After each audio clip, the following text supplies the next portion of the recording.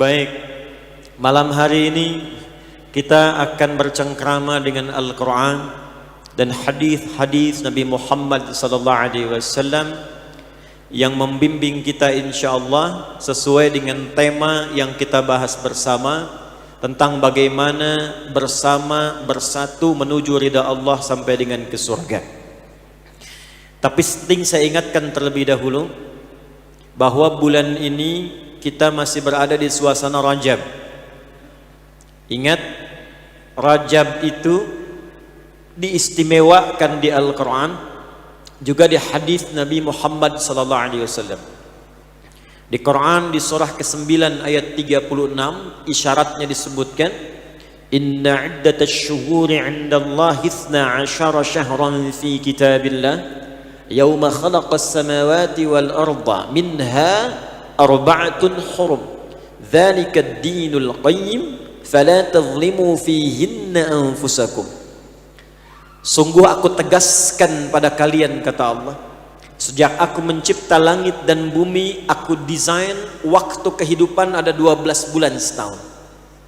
Di 12 bulan itu ada 4 yang spesial, khusus untuk evaluasi, khusus latihan untuk memperbaiki diri, khusus untuk melatih diri menjadi lebih baik.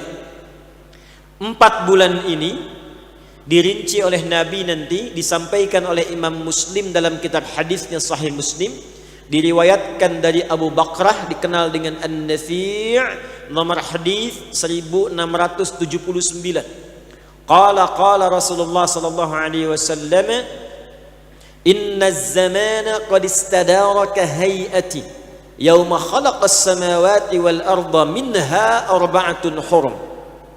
Kata Nabi, waktu itu sejak Allah menciptakan langit dan bumi sudah diatur akan berputar terus.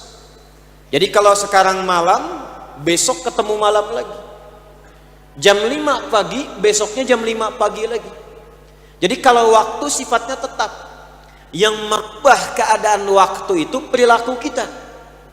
Jadi kalau kitanya kreatif, suka bumi kreatif, muncul jalan-jalan yang bagus, madrasah-madrasah yang baik, pasar-pasar yang tertib. Ini masjid dulu nggak ada, waktunya tetap sama, kreasi manusianya yang berbeda. Karena itu kan dalam menjalani waktu selama 12 bulan, selama sebulan, selama sepekan, setiap 24 jam isi dengan berbagai hal yang bermanfaat. Di antara 12 bulan itu ada 4 kata Nabi yang istimewa, khusus untuk berlatih memperbaiki diri, terhindar dari maksiat. Jadi kalau di bulan ini ada yang sengaja berbuat maksiat, maka kata para ulama dosanya 2 kali lipat dibanding hari biasa. Thalatha mutawaliyat, 3 berurutan, Dzulqa'dah, Dzulhijjah, Al-Muharram, wa Rajabun Mudhar asy-syahrul ladzi baina Jumada wa Sya'ban. Dan yang keempat bulan Rajab yang terletak di antara bulan Jumada ke-6 dan Sya'ban yang ke-8. Jadi kalau di bulan ini ada yang sengaja berbuat maksiat, sengaja bikin hoax, sengaja mencuri, sengaja saling mencelakai, berbuat saling mencela, hati-hati, dosanya 2 kali lipat dibanding hari biasa. Maka dari itu mudah-mudahan malam hari ini insya Allah kita dibimbing oleh Allah untuk sama-sama bertaubat, keluar dari masjid ini sejak suasana bulan Rajab. Insya Allah kita semua dimuliakan oleh Allah subhanahu wa ta'ala, dijaga dari maksiat sampai kita wafat dalam keadaan husnul khatimah. Tidak cukup dengan amin, kita harus belajar dulu cara mewujudkannya. Baik, saya mau tanya sebentar. Judul kita ini menata hidup meraih surga. Ada yang mau ke surga di sini? Yang mau ke surga boleh angkat tangan. Masya Allah. Yang surganya Firdaus bersama Rasulullah, tingkat paling tinggi. Amalnya cukup nggak? Ada orang pengen di Firdaus sama-sama Nabi, tingkat paling tinggi, tahajud kata orang Rusia masih belang betong, salatnya masih lambat-lambat, Qurannya jarang tilawah. Insya Allah malam ini kita perbaiki. Insya Allah kita dapatkan surga yang tertinggi. Baik, saya tidak ingin bahas satu dua orang, satu penduduk. Insya Allah jadi penduduk yang diberkahi dan diantarkan, dimudahkan menuju surganya Allah Subhanahu wa ta'ala. Kita mulai bahasan kita dengan Quran surah ke-7 ayat 96. Bismillahirrahmanirrahim. Walau anna ahlal qura amanu wattaqau lafatahna alaihim barakatim minas samai wal ardh. Ada tawaran dari Allah, ditawarkan langsung ke satu penduduk kota. Jadi qura itu jamak dari qaryah. Kalau qura bentuk jamak dari qaryah, qaryah itu bisa diartikan desa, bisa diartikan kabupaten, bisa diartikan kota. Jamaknya kalau menghimpun itu menjadi negeri disebut dengan qura. Makkah disebut Ummul Qura, ibunya semua negeri, karena semua dari sedunia datang ke situ. Ingin dibuka oleh Allah keberkahan, berkah di langit dan di bumi. Semua berkah dibuka. Pintu langit dibuka, berkah di bumi dibuka. Kalau di bumi sudah dibuka, semua jenis-jenis kebaikan yang ada di bumi mudah untuk diraih. Sumber daya alam nggak capek gali muncul. Musibah terjaga, gempa ditahan, banjir tertib, karena yang punya alam Allah. Diikuti hukumnya, dunianya tentram, akhiratnya dibuka semua pintu kebaikan. Apa tawarannya? Satu, walau anna ahlal qura amanu. Kalaulah ada satu penduduk negeri, mereka berkomitmen amanu, semua mau beriman kepada Allah Subhanahu wa ta'ala. Awas, satu. Jadi komitmen pertama, komitmen apa? Iman. Kalau kita tarik tentang surga, perhatikan baik-baik. Sekarang kita kerjasama meraih surga. Kalimat surga di Quran itu pertama kali dibukanya pakai iman. Buka surah Al-Baqarah ayat ke-25. Paling kanan sebelah atas di mushaf. Wa basyiril ladzina amanu, iman dulu. Wa amilus salihati anna lahum jannatin tajri min tahtihal anhar. Kata Nabi, perhatikan baik-baik, menyampaikan firman dari Allah Subhanahu wa ta'ala, wa basyiril ladzina amanu. Allah perintahkan, ya Muhammad sallallahu alaihi wasallam, berikan kabar gembira. Ini ayat diturunkan untuk memberitahu orang yang masih hidup, bukan yang telah wafat. Jadi Allah perintahkan pada yang masih hidup, yang pengen ke surga. Nggak tanggung-tanggung, kata Allah, bentuknya jamak. Ya Muhammad sallallahu alaihi wasallam, berikan informasi, sampaikan kabar gembira pada umatmu yang menginginkan surga. Syarat pertamanya, amanu, mereka mesti yakin dulu. Jadi ke surga itu modalnya bukan keinginan. Kalau ingin semua pengen. Modalnya keyakinan. Karena yakin dengan ingin itu beda. Maaf saya tanya, siapa yang ingin berangkat haji? Angkat tangan. Nah, apakah semua yang ingin itu punya keyakinan untuk berangkat? Yakin itu babnya niat. Kalau ingin itu babnya iradah. Tidak semua yang ingin itu, iradah itu punya niat. Jadi ada iradah, ada azam tekad, ada niat tingkat tertinggi. Ingin semua. Azam tekad, tahun depan mesti berangkat. Niat, tahun depan berangkat, sekarang nabung. Itulah iman. Itulah yakin. Karena itu kita akan terjemahkan kata iman ini. Kita tarik ke satu kota di masa Nabi. Bagaimana Nabi mendidik satu kota menjadi penghuni surga, yang bahkan turun ayat menjamin mereka dengan semua kemuliaannya. Kita turunkan, mudah-mudahan dengan ayat itu dipraktekkan di Sukabumi, dan Sukabumi menginspirasi semua kota di Indonesia berubah menjadi kota yang baik, yang diridhai oleh Allah Subhanahu wa ta'ala. Yuk kita mulai turunkan pelan-pelan. Saya tanya sebentar ya. Bapak Ibu sekalian, Nabi itu hijrahnya dari Mekah kemana? Madinah. Bukan. Nabi tidak hijrah dari Mekah ke Madinah. Hijrahnya Nabi itu dari Mekah ke Yathrib. Dan kenapa yang dipilih Yathrib? Padahal di sampingnya ada Taif yang sudah maju. Tapi Nabi ikhtiar berangkat ke Taif malah dilempari. Nanti jangan dilihat lemparannya, tapi dilihat hikmah Allah memindahkan Rasulullah dari Taif ke tempat yang tidak ideal untuk memberi contoh bagaimana menatanya. Dulu Madinah namanya Yathrib. Yathrib itu kalau diruntut nasabnya, itu salah satu nama dari umat Nabi Nuh alaihissalam yang ikut masuk ke kapalnya Nabi Nuh, berlayar selama setahun 10 hari. Namanya Yathrib bin Mihlail. Dari Nabi Nuh ke Nabi Muhammad SAW itu kurang lebih ada kita temukan 37 sampai 39 urutan nasab.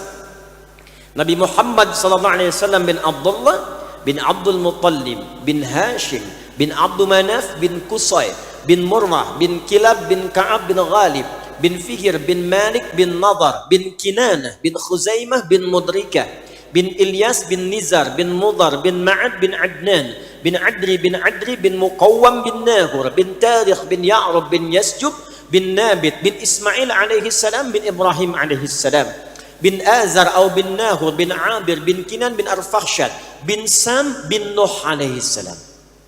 Coba ulangi. Nah, di masa Nabi Nuh terjadi banjir besar karena umatnya memberontak Nabi, menantang azab, diturunkan, maka masuk semua ke kapal. Di antara yang ikut itu ada namanya Yathrib bin Mihlail.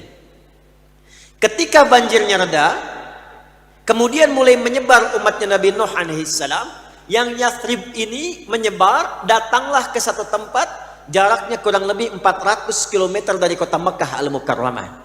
Maka siapa yang duluan ada ke tempat itu dinamailah dengan nama orangnya. Maka tempat itu disebut dengan Yathrib namanya. Jadi saya ingin katakan Yathrib ini sudah lama, 37 generasi sebelum kelahiran Nabi sudah ada tempatnya, sudah ada kemudian penduduk awalnya. Secara singkat, sebelum kedatangan Nabi, tempatnya bukan kota, Pak. Tidak ideal, Bu. Maaf, pasarnya rusak. Yang menguasai Yahudi, harga suka-suka, kecurangan paling banyak, sampai viral. Dulu sudah ada viral. Cuman belum ada like, share, and comment. Komen sudah ada, subscribe yang tidak ada. Yang komen banyak, sampai nanti akan ada turun satu ayat dalam Al-Quran dan nanti kita akan bahas itu insya Allah. Jadi pasarnya rusak. Yang kedua, komersial tinggi. Pertengkaran itu banyak. Ada dua suku besar, namanya Aus dengan Khazraj. Itu kalau ada di Aus yang luka, di Khazraj mesti luka. Kalau ada yang meninggal, satu suku lain mesti ada yang tewas. Jalanan tak tertata, sosial konflik tinggi. Anda bayangkan, Nabi Muhammad SAW diperintahkan oleh Allah hijrahnya ke tempat yang belum ideal. Untuk memberi contoh nanti di masa datang, dan nanti kurikulumnya oleh Imam Muslim ditempatkan dalam kitab sahih beliau dengan nama Kitabul Imarah, bab tentang tata kota. Itu sebabnya kenapa dipilih Yathrib, supaya nanti punya kurikulum kalau ingin menata kota yang tidak ideal, ekonominya belum tumbuh, konflik sosialnya tinggi, politiknya tidak dinamis, maka bagaimana menyusun ini supaya tenang, bagus dan makmur? Lihat apa yang dicontohkan Nabi dalam kurikulum ini. Itu yang kita akan turunkan di pertemuan malam hari ini. Bapak dan Ibu sekalian, apa yang pertama Nabi lakukan saat diperintahkan oleh Allah berangkat ke Yathrib itu? Maka beliau mengumpulkan teman-teman terbaiknya. Dan itu menariknya, itu di semua bidang profesional semua. Dan semua lengkap. Orang-orangnya adalah orang terbaik untuk menata satu tempat menjadi suasana yang berkah dan makmur. Contoh, di bidang ekonomi ada Abu Bakar As-Siddiq, ada Utsman bin Affan, ada Abdurrahman bin Auf. Kenal Abu Bakar As-Siddiq? Ayo bilang kenal, saya pulang. Kenal di mana? Orang Sukabumi warganya Pak Wali kenal Abu Bakar tuh. Bidang ekonomi. Makanya nanti ketika berangkat, itu satu di antara mereka seperti Abdurrahman bin Auf, nanti kita akan belajar. Dari mulai modal pakaian saja, cuman dalam waktu yang singkat jadi orang paling kaya yang berada di kota Madinah kelak. Kita nanti akan belajar hukumnya. Umar bin Khattab, Khalid bin Walid yang kelak kemudian, Abu Ubaidah bin Al-Jarrah di bidang militer. Ada yang pakar di bidang Kamtibmas, memahami mitigasi struktur sosial masyarakatnya. Ada yang pakar di bidang militer tentang pertahanan dan ketahanan. Diplomat, ada Amr bin As radhiyallahu ta'ala anhu. Nanti Amr ini yang kelak sepeninggal Nabi akan melakukan ekspedisi ke Afrika Utara. Beliau cuma jalan dengan satu rombongan plus tukang cukurnya Nabi sallallahu alaihi wasallam. Mulainya dari Mesir ke Libya, Tunisia, Aljazair, Maroko, sampai nyebrang kemudian ke Syam. Yang dilewati tadi Afrika Utara kelak menjadi provinsi di masa emas Islam. Provinsi, gubernurnya namanya Musa bin Nusair, panglimanya namanya Tariq bin Ziyad. Inilah yang membuka Andalusia, Iberia, Spanyol dan Portugal sekarang punya peradaban 7 abad, 700 tahun. Cuman satu orang. Sa'ad bin Abi Waqqas ikut ekspedisi ke timur jauh ke Cina, mampir di Baros, 400 km dari kota Medan. Cuman mampir, Nusantara jadi maju dan muslim. Semua tempat yang dilalui hebat semua. Maka yang pertama yang mesti dilakukan apa? Seorang figur yang ingin menata kotaknya, dia mesti memilih tim terbaik yang pakar dan profesional di bidangnya. Dan kemudian bersinergi. Perhatikan nanti, kan ilmu belusukan itu yang viral dari Umar kan? Tapi Umar diajarin oleh Nabi. Nanti setelah jadi pemimpin yang banyak belusukan tuh Umar terkenal. Tapi belusukannya Umar itu ilmunya dari Nabi. Dan Nabi sebelum belusukan diajarin oleh Allah tentang cara memelihara kambing. Semua Nabi, kata Nabi, menggembala kambing. Itu ada rumusnya. Ya, bahkan nanti dalam fikih itu nanti ada bab memahami tentang kambing. Ada. Kata Nabi, "Ma ba'atsallahu nabiyyan illa ra'al ghanam." Enggak pernah Allah mengutus seorang nabi kecuali dilatih dulu memelihara kambing. Saya penasaran, saya datang ke Pacet, ke puncak bukitnya. Ada kawan pelihara kambing. Saya masuk ke situ pengen tahu kambing. Allahu Akbar, baru saya paham itu. Ternyata kambing itu mengembiknya saja sudah variasi. Cara mengembiknya nggak sama. Mbak, minta makan. Mbak, terancam dia. Mbak, sakit. Jadi ada embikan yang memberikan isyarat lapar. Ada embikan yang memberikan isyarat sakit. Ada embikan yang memberikan isyarat takut, butuh perlindungan. Pemimpin kalau sudah tahu filosofi kambing, dia dengar suara rakyatnya. Mbak, lapar Pak Wali. Itu. Jadi ngelihat wajah orangnya udah tahu, nih warga saya sakit nih. Umar begitu. Malam-malam keluar lihat. Begitu melihat ada ibu dengan anak-anaknya sedang kelaparan. Tapi luar biasanya, beliau tidurkan anaknya dan memberikan gambaran sedang masak. Yang dimasak itu batu dengan pasir. Sempat-sempatnya bikin syair. Dasar khalifah Amirul Mukminin, kerjaannya santai-santai di istana. Kami kelaparan, hanya masak-masak batu dan pasir. Umar lewat melihat. Allahu Akbar, dihisab saya. Iman tuh. Iman. Dihisab saya.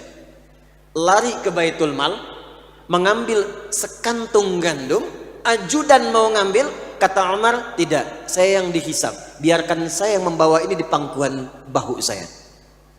Datang ke tempatnya, dimasakin, nggak pernah memperkenalkan diri, nggak bawa kamera, karena memang nggak ada.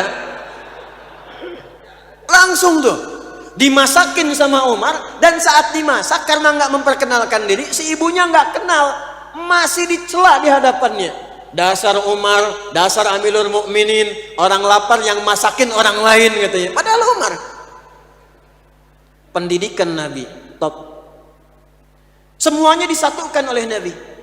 Nah, secara singkat karena waktu kita terbatas, maaf, kita sampai jam berapa ini? Ya, insya Allah itikaf ya sampai subuh ya. Alhamdulillah, antum itikaf sampai subuh, saya jam 10 pulang. Ya, nyambung lagi. Maka setelah kompak tim ini dikenal dengan tim As-Sabiqunal Awwalun.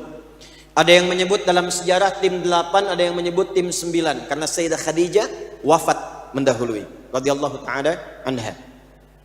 Berangkat, Nabi dibimbing oleh Allah melakukan 3 hal saja. 3 ini yang coba kita akan turunkan insyaallah. Pertama, saat datang ke Yathrib itu, yang beliau lakukan dibimbing oleh Allah Subhanahu wa taala, akha baina ahla Yathrib wa khasatal muhajirin wal ansar. Beliau persaudarakan dulu semua penduduk Yathrib. Jadikan saudara. Sebab kalau sudah jadi saudara, itu pasti ada rasa saling menyayangi. Dan itu tidak pandang orang, tak pandang wajah, tak pandang kedudukan. Siapapun yang ada di Yathrib semua persaudarakan, baik itu pribumi ataupun pendatang. Masya Allah. Jadi yang tadinya ada konflik Aus dengan Khazraj dipanggil oleh Nabi. Mau sampai kapan konflik begini? Kalau konflik, apakah kotanya akan maju? Bukankah kita menginginkan kehidupan yang tentram? Kenapa nggak saling sinergi, saling berbagi? Semua berpikir, akhirnya berdamai setelah 600 tahun. Masya Allah, kalau Pak Li bisa praktekan, persaudarakan orang-orang yang ada di Sukabumi, dan sistemnya bisa menggunakan skema Amin Ansar Muhajirin. Untuk internalnya, karena kata Nabi menyampaikan la taqumus sa'atu, nanti dekat-dekat masa menjelang wallahu a'lam dekat ke kiamat akan ada kondisi-kondisi yang berbeda. Pertama, taqarrubul aswaq, pasarnya mudah diakses. Dulu Anda berangkat ke pasar pakai angkot, berangkat pakai motor, belanja, pulang. Sekarang buka handphone, klik, datang sendiri. Artinya apa? Nabi mengisyaratkan dunianya akan bergerak kepada nuansa digitalisasi. Maka sekarang bikin persaudaraan konsep digital, Pak. Apa yang dilakukan? Tiru konsepnya Nabi. Bikin database-nya. Setiap kelurahan, kecamatan, desa ke bawahnya, RT, RW, RT harus punya database-nya. Persaudarakan, kan rukun tetangga. Rukun kan? Nah sekarang kalau kita ingin maju, kotanya ingin berkembang, dan nuansanya nuansa surgawi, yang pertama dilakukan persaudarakan keseluruhannya. Yang bertikai-bertikai mitigasi, undang. Mau sampai kapan seperti itu? Gimana kalau dipersaudarakan, bersatu, bikin program sama-sama, kompak, bagiannya dibagi-bagi. Demi Allah saya katakan, ketika semuanya merasakan bahwa temannya, tetangganya, kerabatnya sama-sama saudara, maka semua tertata dengan sangat indah. Siap? Sepakat? Jadi kalau Anda lihat di samping kanan Anda, saudara Anda tuh. Sekarang duduk di samping kiri Anda, saudara Anda. Maka berlakulah hadis kata Nabi, perhatikan baik-baik kalimatnya, al-muslimu atau al-mu'minu lil mu'mini kal bunyani yashuddu ba'dahu ba'dha. Sekarang mana hadis itu di tengah-tengah kita? Mukmin satu dengan yang lainnya saling menguatkan. Alih-alih menguatkan, sekarang saling memisahkan. Kok bisa saling mencela? Kok bisa saling menyakiti? Bahkan satu pulang ngaji mencela pengajian yang lainnya. Satu jamaah mencela jamaah yang lainnya. Mana hadisnya? Katanya ngaji Quran dan sunnah. Quran mana yang dibaca? Sunnah mana yang dipraktekkan? Kita turunkan kembali kita praktekkan lagi, ngajinya kita sempurnakan, maka kita dapatkan keindahannya. Contoh, pernah dengar hadis ini? Siapa yang masak makanan, baunya sampai ke tetangga, maka bagilah tetangga itu walaupun hanya hafal kuahnya tuh. Jadi beliau masak opor ayam, ayamnya makan sendiri, kuahnya bagi tetangga. Tetangganya protes, kok cuman kuahnya Pak Haji? Hadis Nabi Bu. Cara memahaminya tidak begitu. Itu Nabi itu sudah visioner. Jangan-jangan kuah itu tercium bumbunya, dia nggak tahu yang dimasak apa. Makanya sekarang kan sudah ada ya, bumbu opor tapi bisa dimasak pakai tempe. Bumbu rendang belum tentu rendang yang dimasak, bisa jadi singkong. Supaya nggak salah tangkap, bagi. Tapi pertanyaan saya, maaf ya, apakah Nabi pernah mengatakan kalau tetangga Anda muslim saja? Tidak. Ini artinya Nabi mengisyaratkan di tempat Anda tinggal belum tentu semua muslim. Tapi Nabi persaudarakan. Jangan dikira yang bersaudara di Yathrib jadi Madinah muslim semua. Tidak. Ada yang belum masuk Islam. Ada yang belum bersyahadat. Kalau kita praktekkan hadis itu indah sekali. Anda masak makanan, tetangganya mungkin ada yang Kristen, ada yang Hindu, ada yang Buddha, ada yang Konghucu. Masak makanan bagi, ketuk pagi-pagi. Pagi Pak, iya ada apa Pak Haji? Ini ada rezeki opor ayam. Wah baik sekali Pak Haji. Bukan baik, Islam yang mengajarkan untuk berbagi. Masya Allah. Kita kenalkan keindahan Islam. Besok kan dia datang kan, mengembalikan panci. Assalamualaikum. Udah bisa assalamualaikum tuh. Dari opor ayam bisa salam. Ibu, iya Pak Haji, mau ngembaliin panci. Makasih, enak banget. Tapi pengen nanya, kira-kira hari ini Islam mengajarkan berbagi lagi enggak? Itu yang kita butuhkan. Jadi persoalannya sudah enggak zaman muslim kafir, muslim kafir, muslim kafir. Bukan mempraktekkan keislaman supaya orang mendapatkan cercah hidayah, itu yang diajarkan. Jadi jangan sampai yang muslim dibagi, yang non muslim tidak diberi. Kalau dia tanya, Pak kayaknya opornya enak ya. Emang enak sih Bu, cuman sayang ibu kafir. Itu bersaudara. Itu satu tuh ya. Maka pulang dari sini, yang RT sama, RW sama, ada yang sakit, tengok. Apalagi yang muslim. Dulu kita dapat laporan nih, cerita nih, insya Allah kalau di Sukabumi ke masjid kompak ya. Masjid kompak ya. Ada komplek, saya nggak sebut namanya lah. Kompleknya bagus, muslimnya banyak, masjidnya mewah, cuman jemaahnya kosong. Datang ke situ ditanya, Ustadz kejadian begini. Saya bilang nggak susah Pak. Ada berapa data umat Islamnya? Sekian persen. Yang ke masjid berapa? 1 saf kurang. Baik, ada tempatnya di sini. Ada Pak, sebagian tetangga masjid. Gini aja, ntar Sabtu kan libur tuh.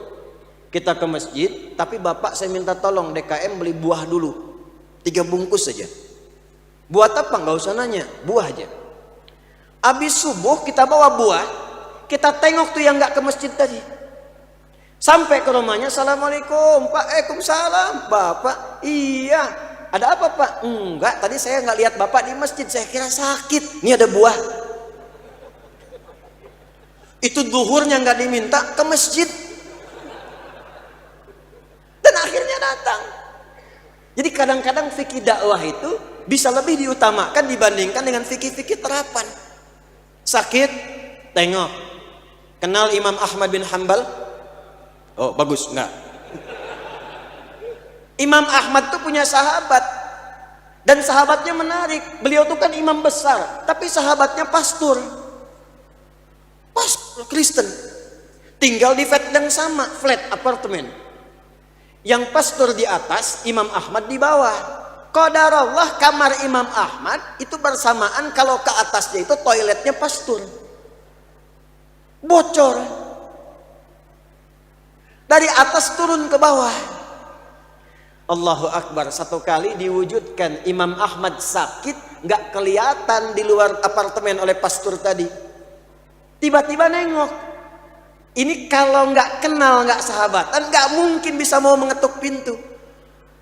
Begitu ditengok, masuk, dilihat, kaget. Kagetnya bukan lihat Imam Ahmad sakit, kagetnya karena melihat bocor dari atas, baunya sudah semerbak, dan tahu itu milik siapa. Pertanyaan pertama, ya Imam, bukan kaifa haluk, bagaimana kabarmu? Ya Imam, mahadha, ini apa? Imam Ahmad santai aja, hadhi fajwah, ini bocor. Tapi kan ini punya dari saya ini. Betul. Kok nggak bilang-bilang sama saya? Kalau bisa mengerjakan sendiri, kenapa mesti merepotkan tetangga? Jadi beliau tadah bawahnya pakai ember. Setiap penuh, buang. Setiap penuh, buang. Ditanya oleh pastor ini, sudah berapa lama ini bocor? Kata beliau ada yang menyebutkan riwayat 20 tahun, ada yang menyebut 40 tahun. Begitu mendengar pemaparan itu, nggak banyak pertanyaan, nggak pernah ngajak masuk Islam, nggak ngajarin syahadat, langsung jatuh tunduk mengatakan asyhadu an la ilaha illallah wa asyhadu anna Muhammad Rasulullah. Itulah akha, persaudaraan. Dan indahnya sangat luar biasa. Nih, saya kasih bocoran, tadi saya janji ingin menyampaikan Abdurrahman bin Auf. Jadi saat dipersaudarakan, Nabi itu memberikan argumentasi dulu, alasan kenapa mesti bersaudara. Dibuat cita-cita yang sama.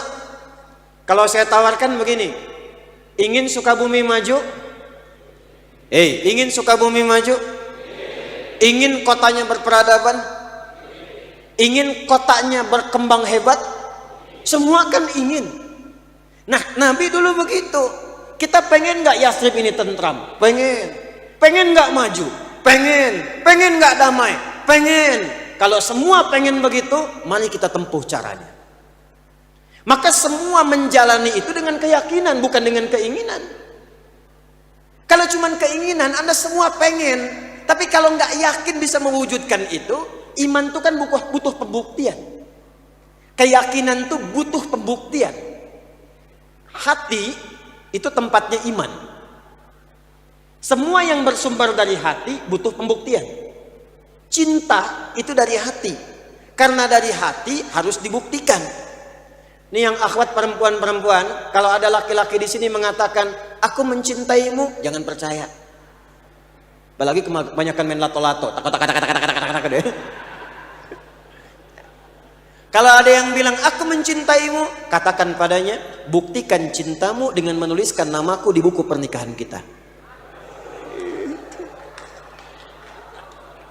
Aku tunggu BPKB-nya, buku pernikahan kita berdua.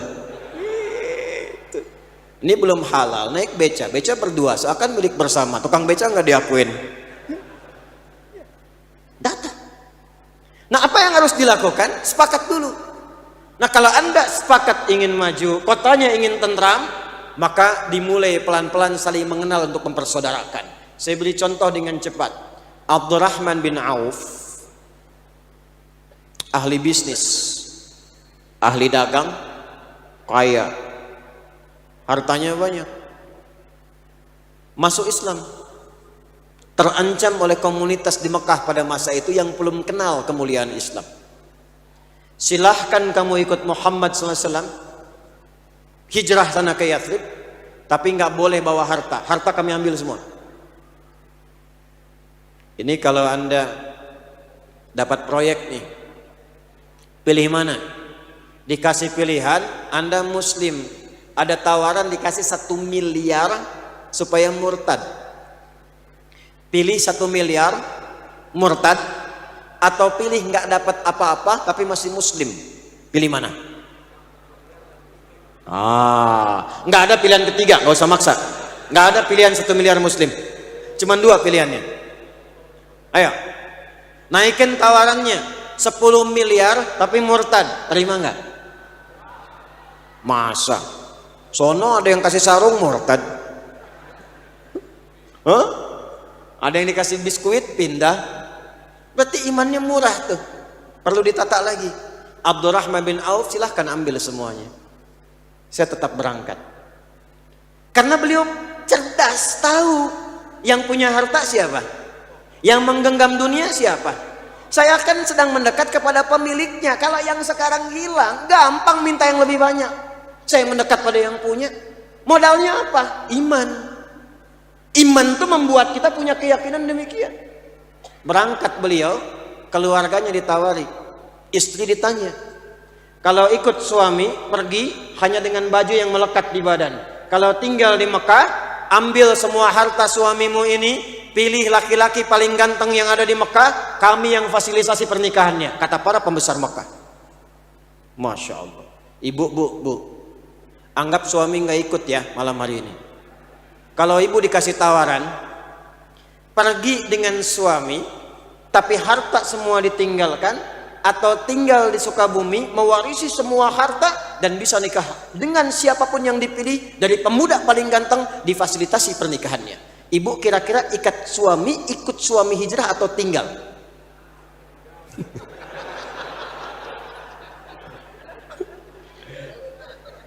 Dia mau jawab lihat ke bawah, bilang pergi suami ngelihat, dibilang tinggal juga nggak enak. Tapi dulu tinggal, nggak ikut suami. Yang mau saya contohkan bukan ini. Abdurrahman datang ke Yathrib. Perhatikan cara Nabi mempersaudarakannya. Dipersaudarakanlah dengan orang paling kaya yang ada di Yathrib saat itu. Namanya Sa'ad. Sa'ad itu, Bapak Ibu sekalian, itu punya setengah kebun kurma yang ada di Madinah. Jadi kalau ada kebun kurma banyak, setengahnya punya Sa'ad. Dan penting saya sampaikan, di Arab sampai sekarang disebut kaya itu kalau sudah punya kebun kurma. Kalau punya rumah megah biasa, punya mobil-mobil mewah biasa, punya kebun kurma baru kaya. Karena dari ngerawatnya aja nggak mudah, 300 jenis kurma. Merawatnya nggak mudah, butuh biaya, lahan banyak. Ini setengah kebun kurma di Madinah punya Sa'ad. Jangan ditanya, keluarganya luar biasa. Maaf, istrinya 2, cantik semua, elok, kepala suku. Dipersaudarakan oleh Nabi dengan seorang sosok yang datang kehilangan semua harta, fakir, miskin, yang ada cuma baju melekat di badan. Dipersaudarakan dengan yang demikian. Tapi yang dahsyat, apa yang terjadi pada Sa'ad. Bagaimana Nabi meyakinkan Sa'ad yang dengan persaudaraan itu mampu mengeluarkan kalimat berikut yang sangat luar biasa. Perhatikan baik-baik. Kata Sa'ad, akhil karim, saudaraku yang mulia, oh kama qala, sami'tu annaka kunta ghaniyan. Saya dengar kamu pernah kaya dulu. Kalau ingin kaya lagi, ambil setengah hartaku. Ini saya punya kebun kurma nih sekian, setengahnya buat kamu ya. Saya dengar kamu ditinggalkan keluarga. Kalau kamu ingin pilih perempuan paling cantik di Madinah, walaupun itu bagian dari keluargaku, aku fasilitasi pernikahannya. Apa jawabannya kata Abdurrahman bin Auf? Ini juga mengejutkan. Mengejutkan. Bima ma'na wa kama qala jazakallahu khair. Semoga Allah muliakan engkau. Arini ainal aswaq. Cukup tunjukkan kepadaku di mana pusat bisnisnya. Tunjukkan kepadaku di mana pusat bisnisnya. Jadi Nabi itu mengajarkan mentalitas yang kuat pada setiap penduduk Yathrib, termasuk kepada orang yang datang dari luar ke situ. Jangan jadi mental peminta. Jadikan mental petarung. Jadikan mental yang kuat untuk berusaha. Karena itu kenapa di bulan Rajab itu perintah pertamanya itu sholat. Peristiwa Isra Mi'raj kan Rajab tuh, setahun sebelum hijrah. Kenapa sholat? Karena sholat itu dari berdiri sampai dengan salam, semua ada maknanya yang menuntun kita bagaimana berkehidupan. Cuman ngajinya mesti hatam. Ngajinya tuh ada 3 bidang. 1 tentang bacaan, 2 gerakan, 3 maknanya. Sekarang kita banyak mencukupkan pada gerakan dan bacaan. Angkat tangannya sejajar dengan bahu, ucapkan Allahu Akbar, sampai situ. Pertanyaannya nih, ngangkat nih kenapa? Kenapa diangkat begini? Itu ada hikmahnya. Kitabnya banyak. Asrarus shalah, nadharat fi ma'anis shalah. Contoh, Allahu Akbar, tangan angkat. Kenapa ngangkat begini? Dijelaskan oleh para ulama, saat tanganmu mengangkat seperti ini, maka ini membantu kekhusyuan, maknanya buang urusan dunia ke belakang, jangan dibawa dalam salat. Pasrahkan dirimu kepada Allah. Maka ucapkan Allah yang Maha Agung, urusan dunia jangan dibawa, buang ke belakang. Ini persoalannya, banyak orang salat, dalam salat masih membawa dunia. Sehingga lisannya berkata Allahu Akbar, pikirannya duniahu akbar. Motor hu akbar, sendal hu akbar, jemuran belum diangkat hu akbar, status belum diupdate hu akbar. Udah takbir Allahu Akbar, handphone bunyi, tang ting tung ting tang ting tung tang ting tung, diangkat. Halo? Kan udah bilang wajah tuh udah pasrah. Allahu Akbar, wajjahtu wajhiya lilladzi fataras samawati wal ardh hanifan muslima wa ma ana minal inna salati wa nusuki wa mahyaya wa mamati. Ya Allah, aku pasrah. Yang akbar hanya Engkau, yang agung hanya Engkau. Aku salat untukmu, ibadah untukmu, hidup untukmu. Ya Allah, kalau aku wafat dalam salatku sekarang pun, terima taubatku dan jadikan aku hamba yang taat karenamu. Khusyuk. Makanya kata Nabi, banyak orang yang ketika di dunianya dibawa, setannya mudah menggoda. Ingat, ada setan khusus menggoda orang sholat. Jadi ada 9 jenis setan yang harus diwaspadai. 9 jenis. Ada setan wudhu, ada. Namanya walhan. Dia yang membisikkan pada orang supaya ragu. Batal nggak? Batal nggak? Batal nggak? Wudhunya benar nggak? Benar nggak? Itu walhan namanya. Oh, kayaknya juga udah wudhu kok, padahal baunya udah kemana-mana. Ada setan yang menggoda DKM masjid, Pak. Mesti hati-hati. Betul, setan DKM tuh ada. Kalau bikin masjid kompak, udah jadi bisa ribut. Ada tuh. Ada setan pasar, Bu, hati-hati tuh. Ada setan pasar tuh. Tukang godain ibu-ibu tuh. Ibu kalau ke mall, pulang ke rumah, masih ingat tas yang dibawa dari mall itu, mau dibeli nggak jadi, masih didiskusikan dengan suami, setannya ikut. Pah, tadi ada tas bagus deh, Pah, di mall itu. Bapaknya jawab, mah kan tas yang ada itu masih bagus, kan dihisab juga. Oh iya ya Pak ya, ya Allah, astagfirullah. Tapi yang tadi juga bagus kok Pak. Sikit. Ada setan rumah, namanya Dasim. Perempuannya Dasimah. Muslim perempuannya, mukmin perempuannya, soim perempuannya. Dasim, Dasim itu setan rumah. Kata Nabi, kalau ada orang masuk rumah tidak mengucapkan assalamualaikum, maka setan berkata kepada kawannya, Dasim berkata kepada kawannya, kita punya tempat menetap di sini. Itu yang bikin Anda gelisah kalau masuk ruangan. Kok bisa dapurnya tahu, kamar mandinya tahu, malam-malam mau keluar dari kamar ke dapur jadi ketakutan. Awas ya, awas. Bajunya putih, rambutnya panjang tuh. Sate 100 tusuk. Dari mana munculnya? Padahal pagi-pagi siang biasa saja, Dasim tuh. Tapi kalau Anda ucapkan assalamualaikum, dia berkata kepada kawannya, nggak ada tempat menetap di sini. Ajarin sama keluarga, biasakan. Rumah tentram. Anak saya yang sekarang mau 10 tahun, dulu waktu 4 tahun saya ajarin itu. Kak, kalau masuk rumah, kakak ucapkan assalamualaikum ya. Kalau enggak, nanti ada setan namanya Dasim ganggu di rumah. Itu begitu dia pulang, dia praktekkan langsung. Assalamualaikum Dasim. Dia sebut namanya supaya pergi sekalian. Nah, setan sholat itu namanya khanzab. Khusus menggoda orang sholat. Namanya khanzab. Kata Nabi, atau kama qala Rasulullah SAW di Abu Daud hadisnya, fa idza kabbara, kalau sudah seseorang bertakbir, khanzab mulai beraksi. Sebelum sholat, dia diam aja. Makanya Anda sebelum sholat fokus.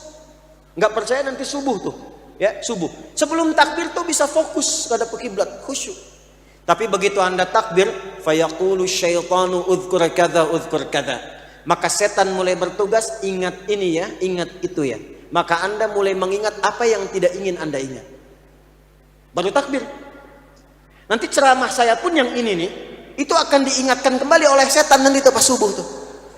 Jadi begitu Anda takbir, setan bilang, ingat ya kata Ustadz Adi itu, akan diingat tuh setan tuh. Hatta la yash'ural musalli kam rak'atan yusalli. Sampai orang sholat ada yang tidak sadar berapa rakaat sedang menunaikan sholatnya. Itu kata Nabi itu. Dan kalau dibikin umum, artinya semua orang bisa mengalami itu. Nah sekarang kembali Abdurrahman bin Auf diajarkan dari berdiri saja. Ini berdiri ada maknanya. Hadis Muslim nomor hadis 393. Idza qumta ila shalah asbighul wudhu thumma istaqbilil qiblah. Jika engkau ingin mendirikan sempurna salat, perbaiki wudhu menghadap kiblat. Cara berdirinya begini. Tidak terlampau lebar begini, tidak terlampau rapat begini. Berdiri sejajar dengan bahu. Ini menunjukkan keseimbangan, kekuatan, keseimbangan, bertopang pada kaki dengan kuat, kokoh. Tidak miring kanan, tidak miring kiri. Apa maknanya ini semua? Kalau Anda masih mampu menegakkan diri, jangan gantungkan dunia di tangan orang lain. Praktekkan apa yang telah Allah berikan.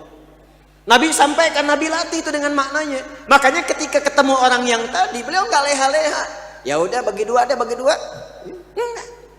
Tunjukkan di mana pusat bisnisnya. Tegak. Jadi penyalur kambing. Setahun dapat modal, dikembangkan 2 tahun dapat ribuan kambing. 3 tahun orang paling kaya di Madinah levelnya nomor 3.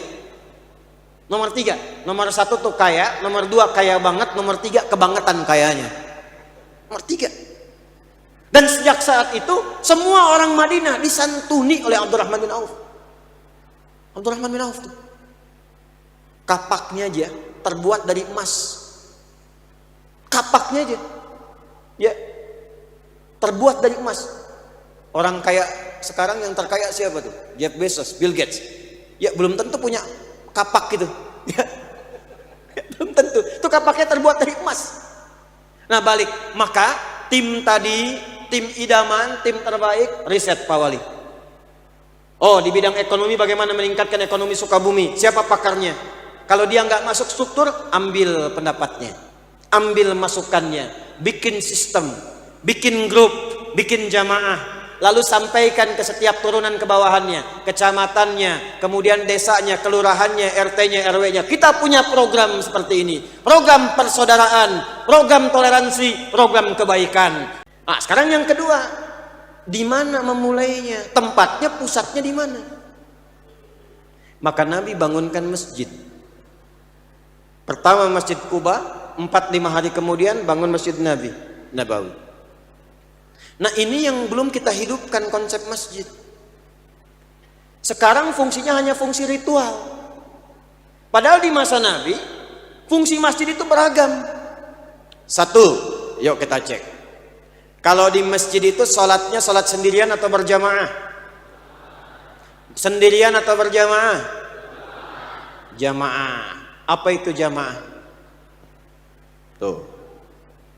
Bukan sendirian. Jamaah itu dari kata al-jam'u asalnya. Sifatnya jum'ah. Kumpulannya disebut dengan jamaah. Jamaah itu bukan sekedar menghimpun, menggabungkan, kumpul, bukan. Kumpul, kenal siapa yang kumpul, dan saling mengisi di antara yang kumpul. Itulah jamaah. Makanya dilatihnya apa? Dilatihnya lewat imam. Coba cek berdirinya rapi, rapat. Itu bukan sekedar diminta rapi, diminta rapat, tidak. Lihat filosofinya. Lihat. Yang pertama dari nama dulu, jamaah. Kumpul, kenal, saling mengisi. Jadi kita itu diminta datang ke masjid bukan cuman untuk sholat, sholatnya bareng-bareng, setelah itu bubar. Itu bukan jamaah namanya. Kita kenalan siapa yang ke masjid. Sampai kita tahu ini saf dia nih biasa ngincar kanan pojok, yang ini kiri pojok, yang ini depan tengah. Sampai ngerti. Nabi tidak pernah beliau ada di masjid kecuali tahu siapa yang sholat di masjid. Jadi beliau tahu pojok kanan nih si fulan. Sempat beliau mimpin sholat subuh, seorang jamaah yang biasa di pojok kanan terlambat datang. Kata Nabi, kita tunggu nih, ada si fulan yang biasa di pojok kanan, dia belum datang. Tunggu belum datang, waktu subuh mau habis. Kata Nabi, kita putuskan sholat saja. Begitu sholat kita tengok si fulan, kenapa nggak datang subuh ini? Allahu Akbar. Rumahnya ternyata cukup jauh juga. Sampai di rumah ketemu istrinya cerita, ya Rasulullah, suamiku meninggal, jadi nggak sempat ikut sholat di masjid bersama Anda. Kata Nabi, adakah yang aneh dari dia sebelum meninggal? Kata istrinya, tidak ya Rasulullah, kecuali ada sesuatu saja. Apa itu? Kata suami saya, ya Allah, kenapa tempatnya nggak lebih jauh lagi? Kedua, ya Allah, kenapa nggak yang baru? Nabi tersenyum kemudian berkata, tahukah engkau apa yang terjadi? Au kama qala Rasulullah sallallahu alaihi wasallam. Kata perempuan itu, tidak ya Rasulullah, sungguh ia ditampakkan menjelang wafatnya pahala-pahala dari hasil amal solehnya saat ia mulai menjadi ahli masjid. Jadi nanti ini kalau mau meninggal di Islam tuh lengkap, ilmu mau meninggal aja ada. Jadi kita itu wafat sesuai kebiasaan nanti. Biasa sholat, sujud bisa meninggal. Ahli masjid, di masjid bisa wafat. Walaupun kita nggak tahu kapan dan di mana. Saya, ini kisah nyata ini, saya alami sendiri. Ada seorang sepuh di Pasar Rebo, agak ke atas sedikit. Allahu Akbar, soleh Pak. Saya bersaksi soleh insya Allah. Cirinya apa? Senang menjaga masjid. Tiba-tiba ada orang Qatar datang. Ini kisah nyata. Orang Qatar ini pengen bangun masjid di situ, tapi yang merawat harus si bapak itu. Saya sampai bingung nih, orang tahu dari mana dari Qatar ke bapak itu. Kalau Allah sudah gerakan tuh nggak ada batas itu. Dibangunlah masjid, jadi. Secara singkat yang jaga beliau, yang bukain, yang azan, yang merawat. Saking cintanya dengan masjid, itikafnya sering di masjid. Lagi puasa hari Kamis sore ba'da asar, nyata ini. Sambil nunggu zikir tiduran. Merem melek. Ya ayyatuhan nafsul mutmainnah, irji'i ila rabbika radiyatan mardiyah. Merem melek, meninggal. Hati-hati tuh belakang tuh, udah merem melek tuh. Saya kebiasaan. Maka ditampakkan di ujung sebelum wafat, ya Allah, kenapa nggak lebih jauh lagi? Rupanya setiap jalan ke masjid itu dihitung pahalanya, ditampakkan di akhir. Dia pengen lebih jauh lagi supaya pahala makin banyak.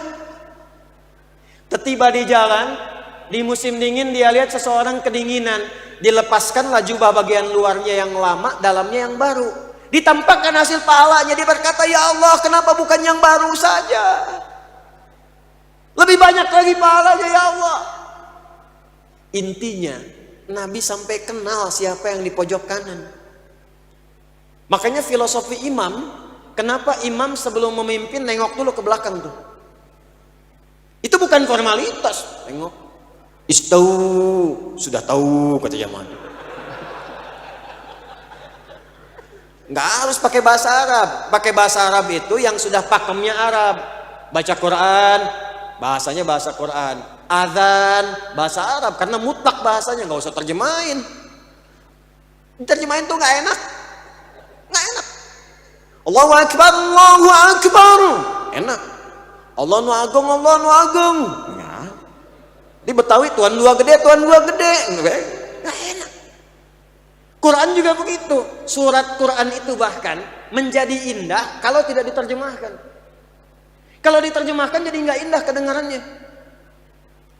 Al-Baqarah, sapi betina. An-Namal, semut. An-Nahl, lebah. Jang nuju naon, meroja apa ji? Surat naon, sapi. Nggak enak. Ay bapak nuju maos naon, sirum.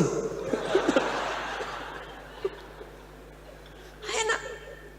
Makanya pakem Quran itu udah jelas, bacanya pun nggak usah aneh-aneh. Zaman jahiliyah itu sudah ada syair, sudah ada iramanya, ada melodinya, 16 melodi. Tawilun lahu dunal bukhuri fadailu mafa'ulun mafa'ilu fa'ulun mafa'ilu. Kifa nabki min dhikra habibin wa manzili bisaqtili wa baina dakhuli fahawmali. Rajas mustaf'ilun mustaf'ilun mustaf'ilun mustaf'ilun mustaf'ilun mustaf'ilun. Sautus safiril bulbuli hayyaja qalbi thamili al-ma'u wa zahru ma'a zahri lahdul muqali fa anta ya sayyida li wa sayyidi wa maulali fakam tayammuni ghuzaylun uqayqali qataftuhu min wajnatin min fi'li hadha ar-rajuli faqala la faqad qada mugharwili wal walad awilali faqultu la tuwalwili fabayyinu lu'lu'ali qalat lauhina kadha in radidul muqali kahatan kakailali tabtabuli. Ada melodinya. Madid mufa'alatun fa'ilatun tala'al badru alaina min tani yatil. Itu tuh dari syair, madid namanya. Tapi rumus itu nggak pernah dipakai untuk baca Quran. Tala'al badru alaina, nggak ada yang baca Quran dengan melodi itu.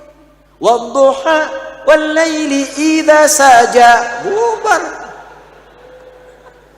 Makanya di Sukabumi baca Quran nggak usah aneh-aneh, langgam tajwid aja, nggak usah pakai langgam Sunda. Imam ngimamin di Masjid Agung pakai melodi, maaf melodinya nggak tepat. Iyyaka na'budu wa iyyaka nasta'in, bubar jemaah. Alam nashrah laka sadrak, bubar. Nggak usah aneh-aneh. Imam nengok, katakan dengan bahasanya. Pak Ibu rapatkan, luruskan. Tenangkan hati sebelum sholat. Rasakan mungkin ini sholat terakhir yang kita tunaikan. Itu pesan Quran.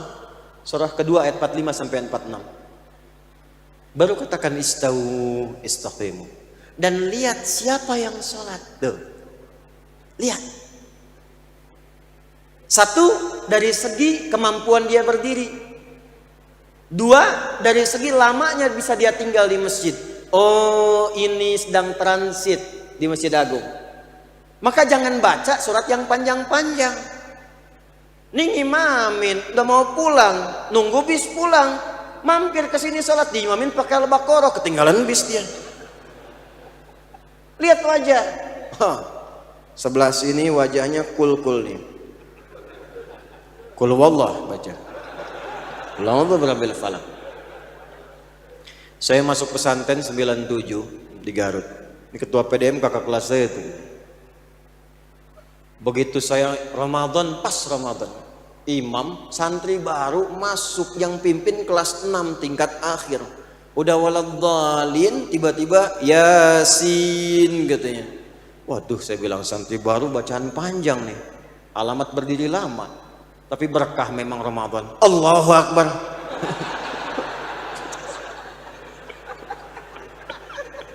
Saya pikir saat itu kira saya mau disempurnakan. Aduh. Nah, cuman sisi persaudaraannya, lihat, ini siapa nih? Penduduk lokal atau dari luar? Lokal atau interlokal nih? Domestik atau luar? Penting, sebab Nabi ini sedang ceramah, tiba-tiba ada orang datang. Ini orang langsung duduk aja. Penduduk Madinah sudah tahu, sudah viral. Kalau masuk masjid mau duduk mau i'tikaf, sholat dulu 2 rakaat, namanya tahiyatul. Nabi langsung nggak nunjuk orang, indahnya Nabi. Nabi tidak menginginkan orang salah dieksploitasi kesalahannya. Itu akhlaknya Nabi. Nggak ditunjuk-tunjuk. Mana tong langsung diuk, sholat ulah. Nggak begitu. Nggak. Di muka umum. Dan ini akhlak Quran. Akhlak Quran. Kenal Firaun? Ayo bilang kenal. Nah, kenal Abu Bakar, sini kenal Firaun. Nih ya. Fir'aun itu Fir'aunnya. Hobi bunuh orang, ngaku Tuhan ana rabbukumul a'la. Enggak pernah diungkap namanya oleh Quran. Karena yang salah bukan namanya. Yang salah adalah penyimpangannya. Menyimpang dari menggunakan jabatan, diarahkan untuk memenuhi nafsu, bukan untuk maslahat. Maka dikirim Musa dan Harun untuk meluruskan saking sayangnya Allah. Bukan menurunkan dari kekuasaan, tapi memberikan masukan supaya ditempatkan dengan benar. Quran surah 20, Thaha ayat 43 sampai 44. Idhaba ila fir'auna innahu tagha. Musa dan Harun pergilah ke Firaun. Firaun itu dari kata faraoh, pemimpin Mesir pada masa itu. Dia menggunakan jabatan dengan tidak tepat. faqula lahu qawlan layyina la'allahu yatadhakkaru aw yakhsha. Maka ingatkan dengan lembut, bukan dengan caci maki. Ingatkan dengan lembut, sentuh di hatinya supaya ingat sama Allah. Sentuhlah ia tepat di hatinya, maka ia akan jadi milikmu untuk selamanya. Sentuh di hatinya supaya bergetar ingat Allah. Maka Nabi menyampaikan secara umum, lihat kalimatnya, idza dakhala ahadukumul masjida fala yajlisa hatta yusalli rak'atain. Kalau ada satu di antara Anda ingin masuk masjid dan ingin agak lama di masjid, maka jangan langsung duduk, tapi sholat dulu 2 rakaat. Semua tahu, dan indahnya semua bisa baca, oh si fulan nih, siapa dia? Ternyata hadis itu di mazhab Maliki. Saya ngaji mazhab Maliki, saya ngaji mazhab Syafi'i, saya ngaji mazhab Hanafi, saya ngaji mazhab Hambali. Di mazhab Maliki diajarkan, ternyata namanya Sulek, tinggalnya bukan di Madinah, tinggalnya dari Gotofan, sehingga dikenal dengan Sulek al-Gotofani. Dia bukan orang penduduk sini, dia dari luar. Nabi mengatakan, coba lihat ada tamu kita tuh, perhatikan dia kesini butuh apa, apa yang dia datang penuhi sebelum dia pulang. Tuh. Makanya nggak ada orang datang ke masjid Nabi kecuali selesai masalahnya, dan semua berlomba menolong. Datang tamu, kata Nabi, siapa yang mau jamu tamu kita ini? Semua angkat tangan, semua. Kata Nabi, si fulan yang paling duluan silahkan. Padahal di rumah si fulan itu stok makanan sudah nggak ada, cuman 1 piring aja. Itu hebatnya ke rumah, mah ada tamu nih, dan istri udah paham, tarbiyah nyampe rumah. Nah ya kang bet anak tamu kabumi kan tas terang tuh ya tuangan di dia. Nggak ada tuh kalimat itu. Alhamdulillah pahala nih pak, biar mamah tidurkan dulu anak-anak. Istrinya menidurkan anaknya, nyiapkan makanan di dapur, lampunya dimatikan, suaminya ngajak tamunya, maaf nih sedikit penghematan, kita makannya tanpa cahaya. Yang tuan rumah pura-pura bunyikan piringnya, tak tiktuk tak tiktuk tak tiktuk, tamunya makan dengan lahap. Esoknya saat sholat subuh, Nabi memuji beliau dan menyampaikan turunnya Quran surah 59 ayat 9 sampai 10 itu, wa yu'thiruna ala anfusihim walau kana bihim khassasah. Masya Allah, dia bahkan mengistimewakan orang yang datang sebagai tamu sekalipun dia butuh dengan itu. Dapat jaminan kemuliaan langsung dari Quran. Coba sekarang, pernah nggak kita lakukan itu? Teman-teman yang di kantor dapat rezeki promosi jabatan, lihat nggak di bawahnya? Kan yang mengangkat Anda ke atas itu yang di bawahnya.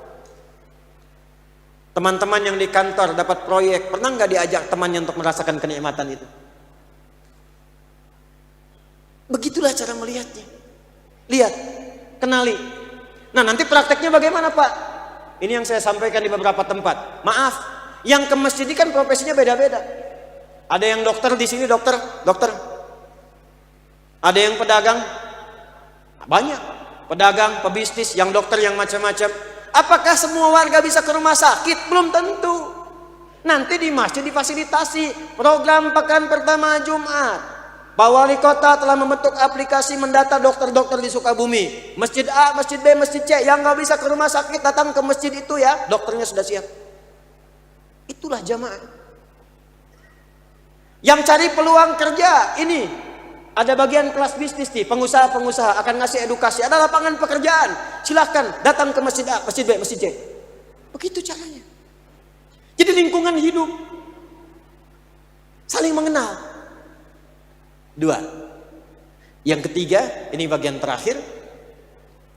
Nabi membuat kesepakatan secara tertulis yang keseluruhannya komitmen ditaati, yang kelak dikenal dengan nama Piagam Madinah. Dan itu adalah embrio lahirnya Piagam Jakarta yang kelak menginspirasi lahirnya Pancasila dan Undang-Undang Dasar 1945. Jadi kita ini bukan negara agama di Indonesia, tapi spirit kebangsaannya dengan spirit agama. Bapak Ibu sekalian, duduk semua.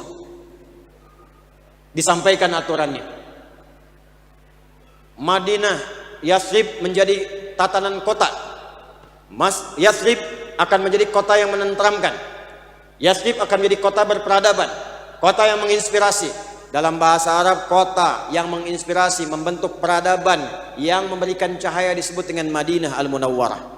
Al-Madinah Al-Munawwarah. Maka sejak saat itu berubahlah namanya dari Yathrib menjadi Al-Madinah Al-Munawwarah. Pak Wali dan Bapak Wawali dengan stakeholder semua punya visi. Forkompindanya apa? Di Kodim apa? Di Polres apa? Yang lain apa? Semua cantumkan itu, tuliskan, sebarkan ke warga, Pak. Dari aplikasi tadi sebarkan. Jadi mereka tuh tahu sebagai warga Sukabumi, ini pemerintahnya programnya mau ngapain, mau natanya bagaimana, di ekonominya seperti apa. Program Kantibmas yang sekarang ini yang akan dilakukan 1, 2, 3, 4. Jadi tahu apa yang mau dilakukan. Laporan kalau ada tindakan begini, lapornya ke sini. Kalau ada begini, kita lakukan seperti ini. Masya Allah. Lalu praktiknya dimulai dari masjid, berangkat semua. Tebarkan persaudaraan, tebarkan kelapangan, tebarkan kemuliaan. Jika itu dipraktikkan dengan baik, itulah yang disebut dengan takwa berjamaah. Iman ketemu takwa, dapatnya berkah. Walau anna ahlal qura amanu wattaqau lafatahna alaihim barakatim minas sama'i wal ardh. Terakhir, bonus 5-10 menit saja. Tadi inginnya surga apa? Surga apa? Nah, kalau ingin surga Firdaus, langsung kita wujudkan. Quran surah 23 ayat 1 sampai 9. Qad aflahal mu'minun alladzina hum fi salatihim khashi'un walladzina hum 'anil laghwi mu'ridun walladzina hum lizzakati.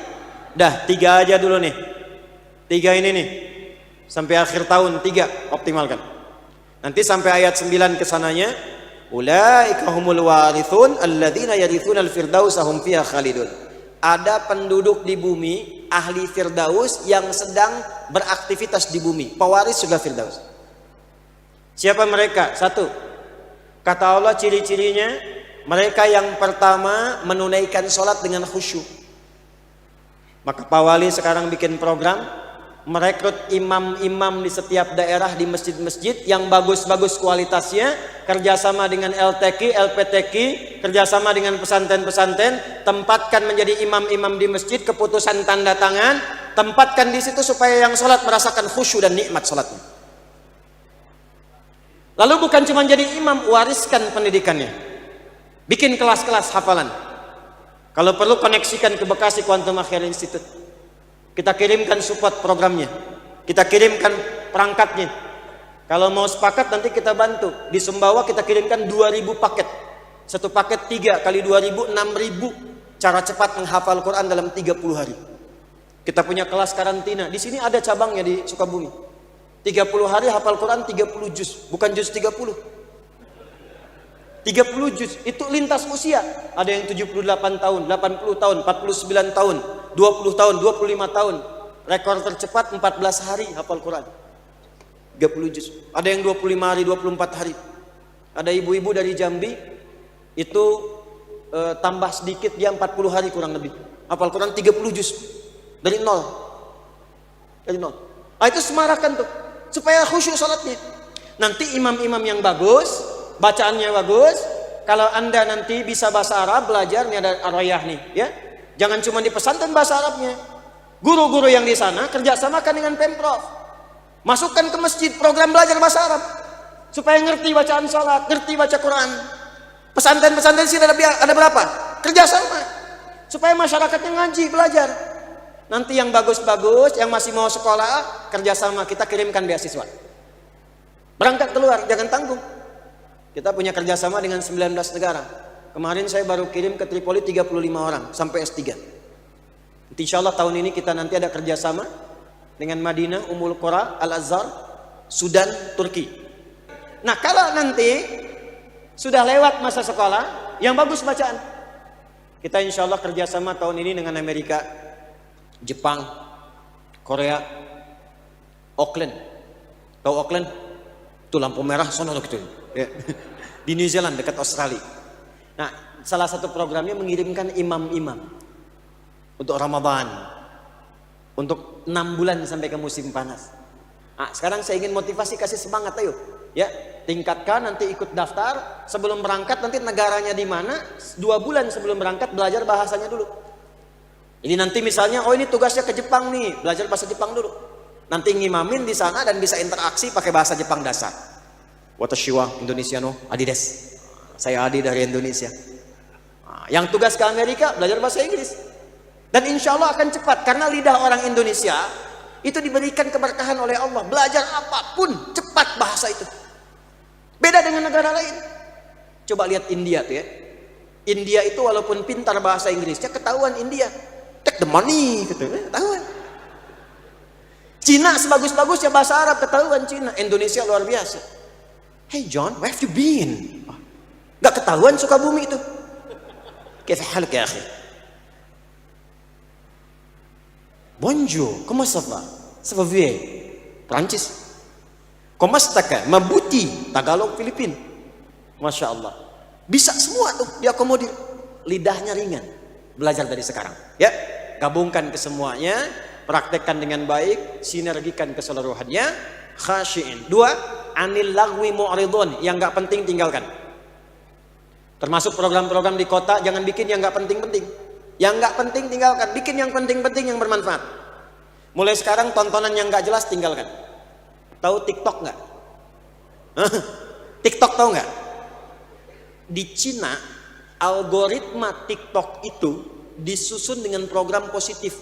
Jadi nggak ada orang Cina dia kemudian buka TikTok kecuali yang direkomendasikan itu yang positif. Cara menjadi insinyur, cara menjadi dokter, cara menjadi astronot, semua yang bagus-bagus.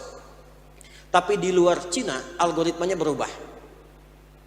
Coba lihat ke TikTok joget-joget, ke TikTok cuman bikin begini, yang sedikit yang bermanfaat, sedikit yang menggunakan itu pada yang bermanfaat. Yang saya ingin katakan, kalau Anda ada media yang bagus-bagus, maka isi dengan yang bermanfaat. TikTok update sehari 1 ayat, Instagram sehari 1 hadis, update statusnya hadis, ayat, visi Sukabumi, program-program kemasyarakatan, semua sebarkan. Bukan cuma stakeholdernya aja. Siapa influencer paling bagus di sini? Subscribernya paling banyak, jamaahnya paling ada, followernya paling banyak. Bantu. Jangan pasang reklame-reklame yang membuka nilai-nilai maksiat. Tugas Pak. Awas jangan sampai lewat iklan. Aurat terbuka. Lihat. Ya kan? Tapi kalau ada iman insya Allah kita cepat. Paling kan ghaddul basar, istighfar, astagfirullah. Tapi langsung Pak, astagfirullah. Nah, ini teh.